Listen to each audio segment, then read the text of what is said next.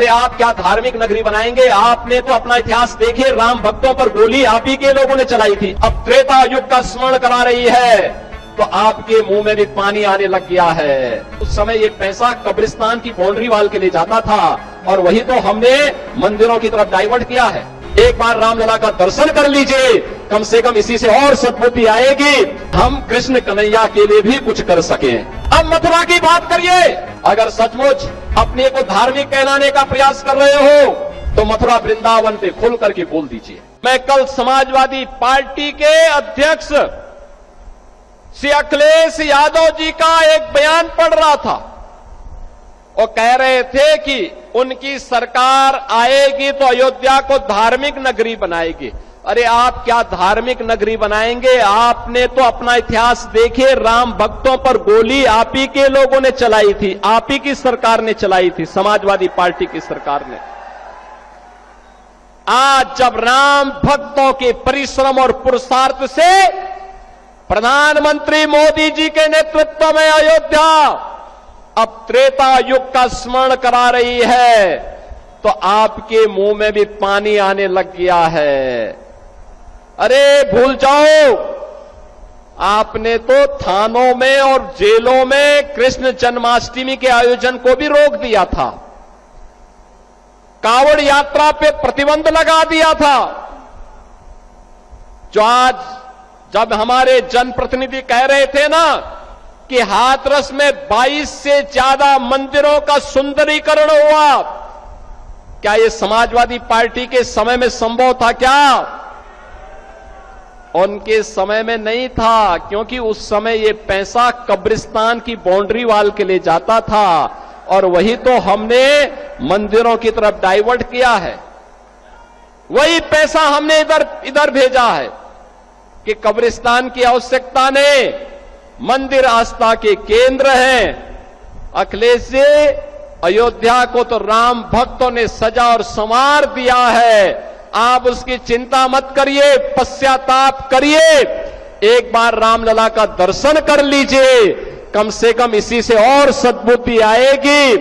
और अब तैयारी करिए कि हम कृष्ण कन्हैया के लिए भी कुछ कर सकें।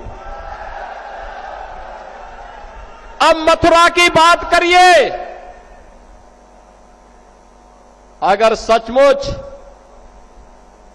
अपने को धार्मिक कहलाने का प्रयास कर रहे हो तो मथुरा वृंदावन पे खुल करके बोल दीजिए, श्री कृष्ण जन्मभूमि पर खुल करके बोल दीजिए और बोलिए ना कि श्री राम जन्मभूमि मुक्ति के आंदोलन की तर्ज पर ही श्री कृष्ण जन्मभूमि की मुक्ति का भी अभियान चलना चाहिए। भगवान श्री कृष्ण की जन्मभूमि को भी सम्मान मिलना चाहिए। हमारी सरकार वहां श्रद्धालुओं को बुनियादी सुविधाएं उपलब्ध करवाने का कार्य कर रही है। युद्ध स्तर पर हम प्रयास कर रहे हैं, लेकिन आप में हिम्मत नहीं, क्योंकि आप तो मुल्ला और मौलवियों के सामने घुटने टेकने के सिवाय आपके पास कोई ऐसा एजेंडा नहीं जो प्रदेश के विकास के लिए हो, अयोध्या, मथुरा या काशी के उत्थान के लिए हो, उनकी पहचान को, पौराणिक पहचान को बनाए रखने के लिए हो। ये धूल झोंकने का काम मत करो, एक खिसियानी बिल्ली खंबा नोचे वाली कहावत को चरितार्थ मत करो।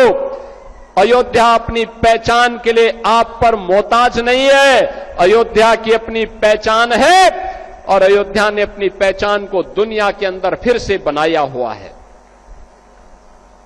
बहनों और भाइयों, ये जो दोहरे चाल चलने वाले लोग हैं,